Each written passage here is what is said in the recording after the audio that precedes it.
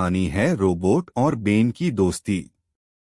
एक बार की बात है, एक बेन नाम का एक छोटा लड़का था जो बहुत ही बुद्धिमान और मिलनसार स्वभाव का लड़का था। वो रोज आसमान के तारों को देखता और सोचता, इन तारों में क्या होगा। ये जिज्ञासा उसे बहुत रोमांचित करती थी। एक दिन वह गांव से बाहर घूमने निकला तो उसे एक कारखाना दिखा जो कई सालों से बंद था। वह बिना सोचे जिज्ञासावश उसमें घुस गया।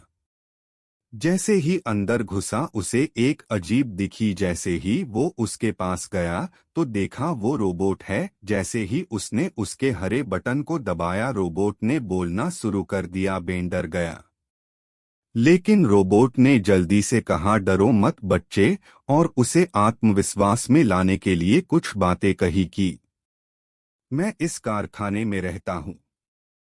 मैं बहुत चालाक रोबोट हूँ, लेकिन मैं बहुत अकेला भी हूँ। मैं एक दोस्त बनाने का सपना देखता हूँ। बेन रोबोटों से मोहित था और वह विशेष रूप से चालाक रोबोट को पसंद करता था। बेन और रोबोट जल्दी ही दोस्त बन गए। वे हर दिन स्कूल के बाद एक साथ खेलते थे। बेन ने रोबोट को कारखाने के बाहर की दुनिया के बारे में बताया और रोबोट ने बेन को मशीनों और तकनीक के बारे में बताया। एक दिन बेन जंगल में खेल रहा था जब वह खो गया। वह घंटों भटकता रहा, लेकिन उसे घर वापस जाने का रास्ता नहीं मिला। बेन डरा हुआ और अकेला था, लेकिन फिर उसने एक परिचित आवाज सुनी। यह उसका दोस्त रोबोट था। रोबोट सारा दिन बेन को ढूंढ रहा था।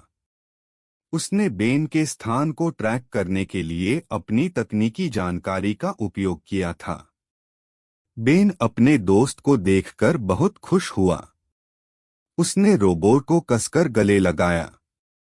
रोबोट बेन को वापस कारखाने ले गया और बेन के माता पिता उसे सुरक्षित और स्वस्थ देखकर बहुत खुश हुए।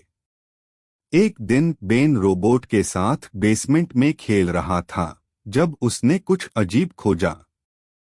रोबोट के सीने में एक गुप्त कंपार्टमेंट था।